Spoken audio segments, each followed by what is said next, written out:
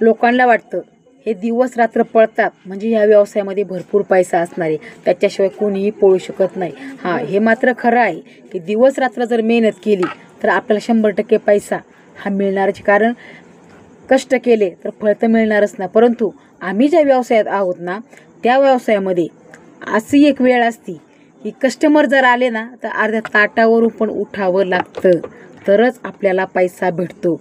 म्हणून बोलणाऱ्याने फक्त जीभ टाळूला लागण असं कधीही बोलू नये.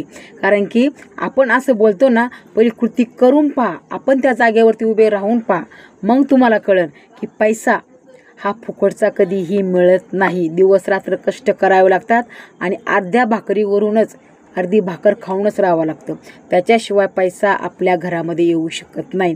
म्हणून बोलणाऱ्यांनी आपली जीभ कशी चालेल याच्याकडे लक्ष द्या आणि मगच पुढचा विचार करून व्यावसायिकांना बोलत राहा. कारण व्यावसायिक छोटा असो किंवा मोठा, कष्टाशिवाय त्यांना पर्याय नसतो आणि कष्ट केले तरच पैसा भेटणार असतो.